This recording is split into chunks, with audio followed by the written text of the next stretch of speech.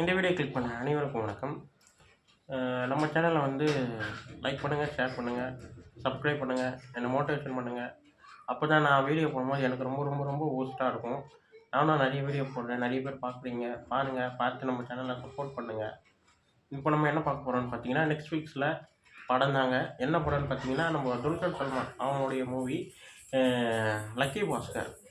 Lucky Bhaskar படம் director எனக்கு இந்த டேரக்டர் வெங்கி அட்லூரி அவருடைய இதுக்கு முன்னாடி வந்த படம் வந்து இது வாத்தி படம் பார்த்தேன். அதுக்கு முன்னாடி வேறு ஒரு படம் வேறுன்னு நினைக்கிறேன்.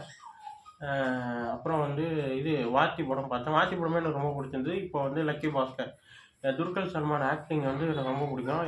ஏன் பிடிக்கும்னு பார்த்தீங்கன்னா, அவர் எந்த படத்துலேருந்தே எனக்கு பிடிக்க ஆரம்பிச்சதுன்னு பார்த்தீங்கன்னா, கண்ணும் கண்ணும் கொள்ளையடித்தால் படத்துலேருந்து தான். அந்த படம் தான் நான் முதல்ல வந்து பார்த்தேன். செம்மையாக இருக்கே கதை, நல்லா இருக்கே, நல்லா பண்ணுறாரு அந்த மாதிரி தான் தோணுச்சு. அதுக்கப்புறம் வந்து கிங் ஆஃப் கொத்தா அது பார்த்தேன். அதுவும் ரொம்ப ரொம்ப நல்லா இருந்தது. நல்லா இருக்கே படம் அந்த மாதிரி தான் தோணுச்சு. அதுக்கப்புறம் இப்போது இந்த படம் லக்கி பாஸ்கர், இதுலேயும் ஆக்டிங்கு வேற மாதிரி பணத்தை பேஸ் பண்ணி பணத்தை வச்சு பணத்தை எப்படி எடுக்கிறதுன்றதை ரொம்ப அழகாக சொல்லியிருப்பாங்க. நான் டீசரும் ட்ரெய்லரும் பார்க்கும்போது எனக்கு என்ன தோணுச்சுன்னா, அவர் வந்து இல்லீகலாக ஏதோ பண்ணுறாரு. ஆனால் ஸ்மக்லிங்கா இல்லை சம்திங் கோல்டு இந்த மாதிரி ஏதோ ஒன்று பண்ணுறாருன்ற மாதிரி தான் தோணுச்சு. ஆனால் இது வந்து பணத்தையே அவர் இப்படியெல்லாம் இல்லீகலாக பண்ணுறாருன்றதை தான் காட்டியிருப்பாங்க.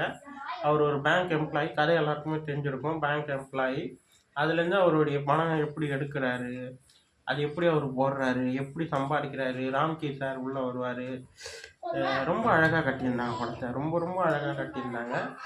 அப்போ எனக்கு ரொம்ப ரொம்ப எமோஷ்னலாக, ரொம்ப மாசான சீனு, ஆனால் எமோஷ்னலாகவும் இருந்த சீன் வந்து எதுன்னு பார்த்தீங்கன்னா, இந்த சீனுங்க.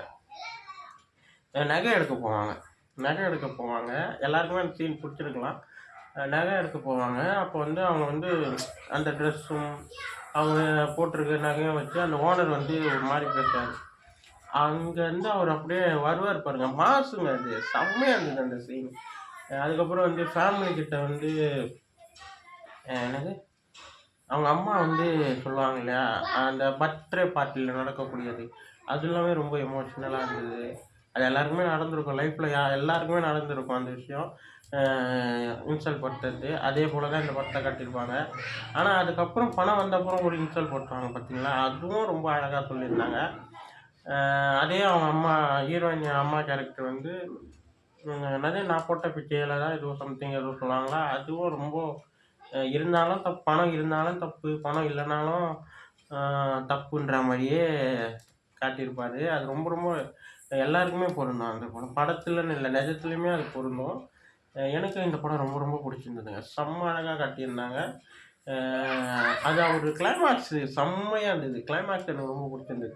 முடிஞ்ச அளவுக்கு எவ்வளோ பணம் இருக்கோ அதெல்லாம் அப்படியே எடுத்துன்னு போய் வேறு ஒரு நாட்டில் போய் செட்டில் ஆகிட்டார். கிளைமேக்ஸ் செம்ம ரொம்ப ரொம்ப பிடிச்சிருந்தது கதை. நல்லா இருந்ததுங்க. அந்த படமும் அப்படியே வெளியே வர முடியல, பாதிப்பு ஏற்பட்டுச்சு. செம்மையாக இருந்தது.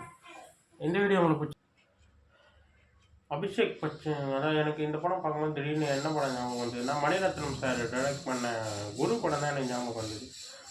குரு படத்தில் வந்து நம்ம அபிஷேக் பச்சனும் ஐஸ்வர்யா ராயும் அவங்க பண்ணியிருப்பாங்க. சேம் அதே மும்பையில் கதை நடக்கிற மாதிரியும் கேம்லிங்கை பற்றி அவரும் குரு படத்துலேயும் ஒரு கேம்லிங் தான் ஏதோ சம்திங் பண்ணுவார்.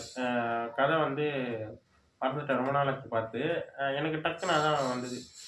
டீசரோ ட்ரெய்லரோ பார்க்கும்போது ஏதோ ஒன்று பண்ணுறாருன்ற மாதிரி தெரிஞ்சுது. துல்கர் சல்மான் சார் வந்து ஏதோ பண்ணுறாரு, பட் என்ன பண்ணுறாரு, ஏதோ பண்ணுறாருன்னா என்ன பண்ணுறாருன்ற நம்ம என்னது கோல்டு மாதிரி ஏதோ சம்திங், ஆனால் ஏதோ ஒன்று பண்ணுறாருன்ற மாதிரி ஏதோ தோணுச்சு. ஆனால் வந்து அப்புறம் கதை பார்க்கும்போது சேம் குரு படம் மாதிரி, சேம்னு சொல்ல முடியாது, குரு படம் வந்து டோட்டலி வேறு, இந்த படமும் வேறு. எனக்கு வந்து அந்த பணத்தை வச்சு விளையாடுறது கான்செப்டில் எனக்கு குரு படம் தான் டக்கு ஞாபகம் வந்தது.